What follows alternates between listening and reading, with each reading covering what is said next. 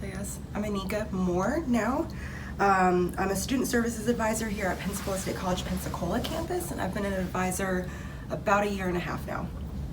Awesome. My name is Matthew Treadway. I'm a student support advisor here at the Pensacola campus, and I've been doing this since September, so almost 6 months now. Awesome.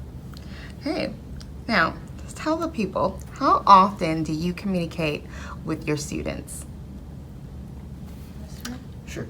I would say it depends on the student's needs, but I would definitely at least reach out to them at least 2 to 4 times a semester, if not more than that. Every student needs a little more than certain students. Some students are they're more on top of their stuff, and they're more, I guess you could say, more proactive in their education, so they already have all their stuff figured out, so I don't have to help them with much of anything.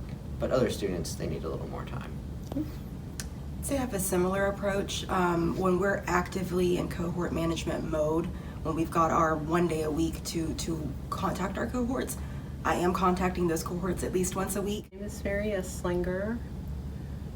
My title is no longer academic advisor. What are we called? Student service advisor? Student services advisor. I've actually been at the college for 27 years, but have been advising for probably 12 or 13 years. What were you doing prior to advising? I was the coordinator of the dual enrollment program. Oh, that makes sense. Now, Ms. Esslinger, how often do you communicate with the students in your cohort? When we are not in our very hectic registration time, and even during registration time, certainly I communicate with them. But I'm in the process right now of contacting all of my students, with the exception of those who didn't return this past spring, and I did get in touch with each of them to find out if they had plans to return. Most of them didn't pass any of their classes. Some have chosen to go on to careers in military. Some have chosen to work instead of go to school at this time because they didn't pass any of their classes. My name's Lindsay Bird. People call me Bird, and my title currently is Student Services Advisor. I've been advising at Pensacola State for 2.5 years, and then before that I was at UWF for 3, and then before that I was at Columbia Southern for 3, so almost 9. Almost 9 years. Almost 9 years. Now, how often do you communicate with your cohort students? I would say it depends on the semester. If it's their first semester of enrollment, I actively try to do it at least twice. One to introduce myself and let them know the resources that are available, and then another time to offer course recommendations and important upcoming dates and deadlines. For me, and probably for you too, is mainly trying to get them to respond to us. We can't really do our part unless they're a part of that dynamic. So I'd say that's the most difficult part for me. I would have to agree and then expand on it. Since I have only been doing this for about 6 months, there are numerous students that are assigned to me that I haven't even got the chance to meet yet.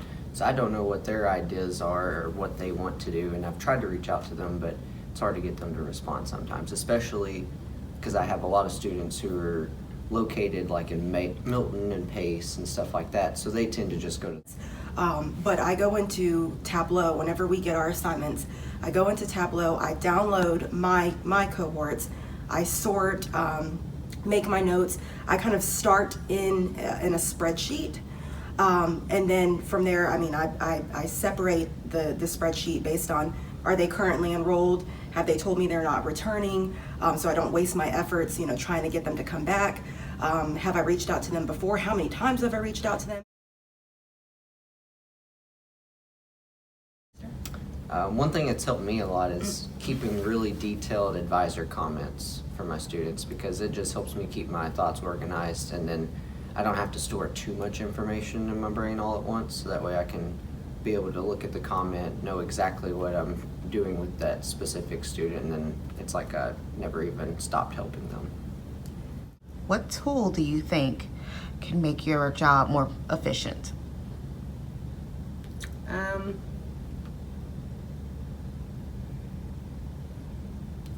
I'm not really sure. We've done a lot of work in the advising area as we have been the QEP for the college, the Quality Enhancement Plan, to make things better, to provide more tools, to provide more personnel for advising, to reach out to our students. So I think that we're working toward the right way. So I really can't think of anything specifically that would